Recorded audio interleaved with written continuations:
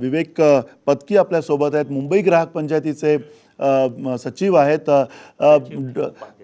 उपाध्यक्ष आहेत आणि अर्थातच विवेक पत्कींना आपण हे विचारणार आहोत की नेमकं हे जे प्रोफेशन आहे या संदर्भामध्ये अलीकडच्या काळामध्ये मुंबई ग्राहक पंचायतीच्या माध्यमातून तुम्ही काम करत असताना नेमकं काय निरीक्षणं तुमच्यासमोर आलेली आहेत डॉक्टर्सच्या बाबत?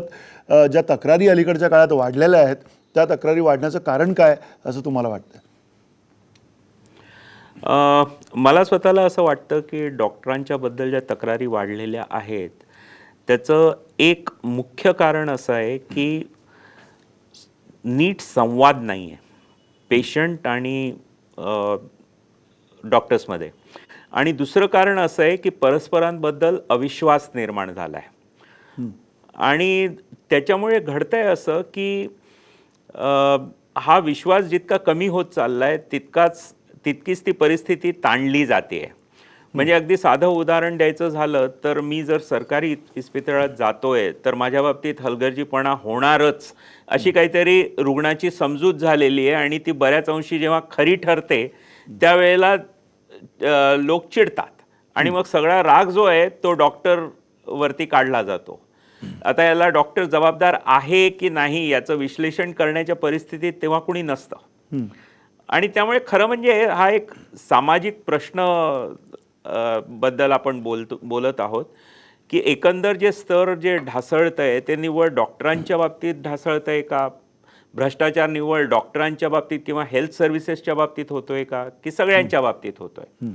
त्यामुळे साकल्याने या गोष्टीचा विचार करण्याची गरज आहे असं मला स्वतःला वाटतं. नक्की तुम्ही म्हणता की साकल्याने विचार करायला हवा. सुनील छाजेड आपल्यासोबत आहेत. सुनील छाजेड, फार्मासिस्ट म्हणून तुम्ही काम करत असताना खरं तर डॉक्टरांकडनं जशा पेशंट्सच्या रुग्णांच्या ज्या काही अपेक्षा असतात तशा तुम्हाला फार्मासिस्ट म्हणून पण तुम्हाला काही अपेक्षा असतील. कारण डॉक्टरांचं जे सर्रास आम्ही बघतो किंवा आमच्या कानावरती ज्या वेळेला येत असतं किंवा बऱ्याचदा आरोप बेछूट डॉक्टरांवरती सुद्धा बिनबुडाचे आरोप सातत्यानं होत असताना दिसतात.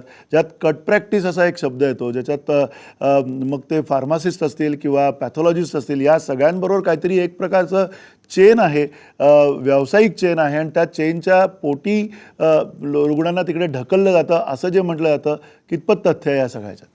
सर्वप्रथम मी आज डॉक्टर डे निमित्त सर्व डॉक्टरांना, राज्यातील सर्व डॉक्टरांना हार्दिक शुभेच्छा देतो. जर तसं बघितलं दोघं वक्त्यांनी सांगितल्याप्रमाणे कुठेतरी समन्वय नाही आहे.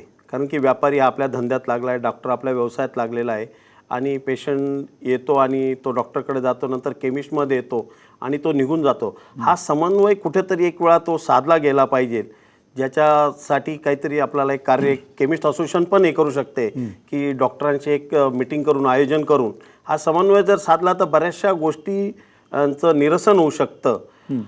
आणि याच्यात माल प्रॅक्टिसमध्ये मेडिकल आणि डॉक्टरमध्ये काही संबंध नाही आहे मला वाटतं, जिथपर्यंत आमचं काही काम पडत नाही. कारण की डॉक्टरचं प्रिस्क्रिप्शन येतं, आमचा व्यापारी प्रिस्क्रिप्शन देतो, पण प्रिस्क्रिप्शनमध्ये आमची एक जरा अडचण येते, कायद्याने अडचण येते की ज्याच्या डॉक्टरचं पूर्ण नाव पाहिजे, त्याचा पूर्ण पत्ता पाहिजे, त्याचं रजिस्ट्रेशन नंबर पाहिजे, त्यानंतर पेशंटचं पूर्ण नाव पाहिजे, त्याचा पत्ता पाहिजे. बऱ्याच वेळी काय होतं की जो पेशंट आमच्याकडे औषध घ्यायला येतो त्यावेळी त्याचं नाव विचारल्यावर एखादी स्त्री असते ती म्हणते तुला माझ्या नावाची काय गरज आहे विचारायची, तू तुझं काम कर ना, तू तुझं औषध दे ना. तर त्यावेळी गैरसमज वाढतात. जर हे थोडे चेंजेस केले डॉक्टर लोकांनी की त्यांचं प्रिस्क्रिप्शन लेटर स्वतःचं छापलं, त्याच्यात त्यांचं पूर्ण नाव, त्याचं पूर्ण ॲड्रेस, त्यांचं रजिस्ट्रेशन नंबर, टेलिफोन नंबर बी त्याच्यात टाकावं, जेणेकरून आमच्या जर व्यावसायिकाला असं वाटलं की भाई या प्रिस्क्रिप्शनमध्ये औषध समजत नाही आहे किंवा डॉक्टरशी संपर्क करून, बऱ्याचशा डॉक्टरांचे नंबर असतात त्यांच्याशी संपर्क करून आमचे लोक मेडिसिन जर नसेल तर सबस्टिट्यूट देतात किंवा त्यांना जे पाहिजे ते डॉक्टरशी बोलल्यानंतर दिलं जातं. ह्या सगळ्या जर गोष्टी असल्या तर बऱ्याचशा गोष्टी जे डॉक्टरांबद्दल बोललं जातं किंवा व्यापाऱ्यांबद्दल होतं ते ॲटोमॅटिक कमी होतील जेवढे आपण सुधारणा चांगल्या करू. त्यानंतर जे प्रिस्क्रिप्शन आहे, बरेचसे आता हॉस्पिटल झाले, बरेचसे डॉक्टर झाले की ते कॉम्प्युटराइज प्रिस्क्रिप्शन काढायला लागले, त्याच्यामुळे स्पेलिंगची मिस्टेक होत नाही. हल्ली काय झालं, बाजारात एवढी औषधं आलेली आहेत की त्याच्यामुळे स्पेलिंग म्हणजे एक औषध एक वर्डने स्पेलिंग चेंज होत आहे. म्हणजे 5 वर्ड त्याच्या 4 वर्ड सारखे एक वर्डमध्ये चेंज होतं. तर बऱ्याचशा वेळी ती टेक्निकल मिस्टेक होऊ शकते.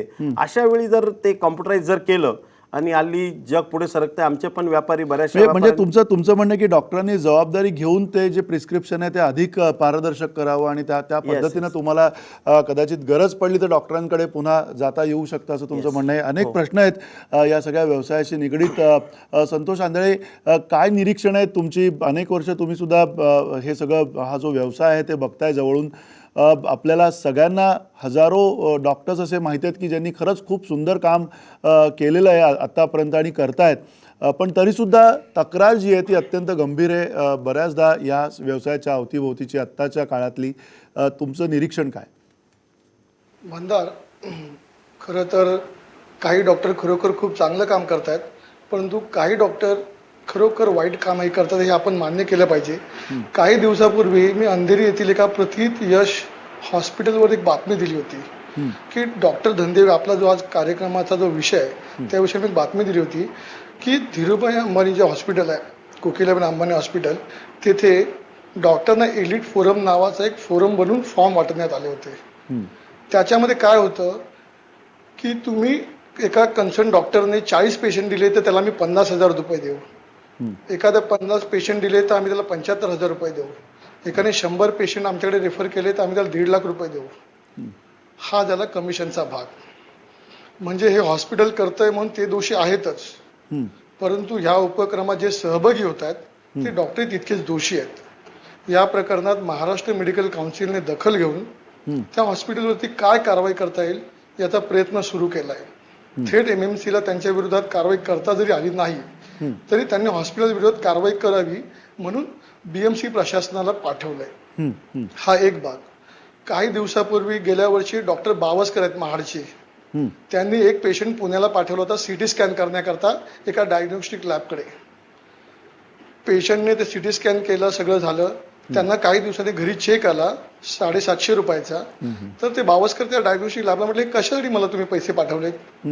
तर तेव्हा त्यांच्या लक्षात आलं की प्रोफेशनल फी आहे तुमची, म्हणजे डॉक्टरने आमच्याकडे पेशंट रेफर केला की त्याचं तुम्हाला कट कमिशन मिळतं. हा दुसरा भाग. त्या बावस्करांनी लॅन्सेट सारख्या आंतरराष्ट्रीय जर्नलमध्ये ही बाब उघडकीस आणली. भारतातल्या डॉक्टरांचा असा व्यवहार हा चव्हाट्यावर आणला. भारतामध्ये अशा पद्धतीची प्रॅक्टिस होते हे दाखवून दिलं. याचा अर्थ आपले डॉक्टरही या सगळ्या धंद्यात सामील आहेत. मी परत वारंवार ते सांगतो की याच्यामध्ये काही डॉक्टर सामील आहेत. मी अनेक चांगल्या डॉक्टरांना ओळखतो, माझे जवळचे ते मित्र आहेत.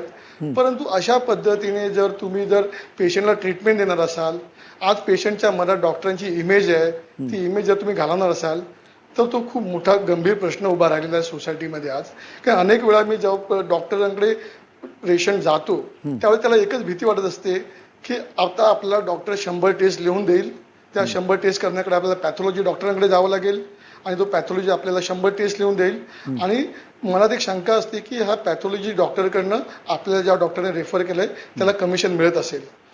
काही दिवसापूर्वी आम्ही एक स्कॅम ओपन केला होता. अनेक पॅथॉलॉजिस्ट डॉक्टर्स आहेत, त्यांनी आपल्या सह्या ज्या असतात त्या सह्यांचा स्टॅम्प इलेक्ट्रॉनिक सिग्नेचर या अनेक लॅब्सला विकल्या होत्या की म्हणजे त्यांची सिग्नेचरचा तुम्ही वापर करू शकता. म्हणजे तुमचं रक्त तपासणारे MLTचा पोरगा, BSc MLT झालेला पोरगा, पण त्याच्या रिपोर्टवर साईन असणार आहे पॅथॉलॉजिस्टची.